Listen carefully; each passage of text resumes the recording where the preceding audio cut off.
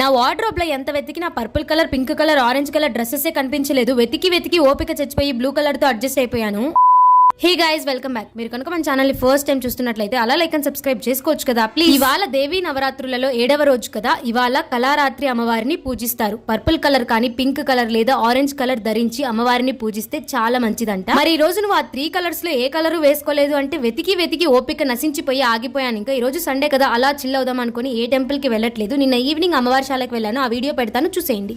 Day by day అమ్మవారి శాలలో evening time జనాలు చాలా ఎక్కువ అయిపోతున్నారు. నిన్న నైట్ అమ్మవారి శాలలో మీనాక్షి దేవిగా అలంకరించారు. అమ్మవారిని చూడటానికి 2 కళ్ళు సరిపోవట్లేదు. ఎంత అందంగా ముచ్చటగా ఉన్నారు అసలు. ఎవ్రీడే అమ్మవారి అలంకరణకి రిలేటెడ్ గా ఇలా గెటప్స్ వేపిస్తారు. నిన్న మీనాక్షి దేవి అలంకరణ కాబట్టి ఇలా మీనాక్షి దేవిగా గెటప్ కూడా చేశారు. ఈ అమ్మవారు వచ్చేసి మా ఇంటి దగ్గర ఉన్న సాధు కామాక్షం అమ్మవారు. ఈ రోజు అంటే డే 7 నవరాత్రులలో అలంకరించిన అమ్మవారు. లైక్ చేసి సబ్స్క్రైబ్ చేసుకుని పెట్టుకోండి. నెక్స్ట్ వీడియోలో మళ్ళీ కలుద్దాం. బాయ్.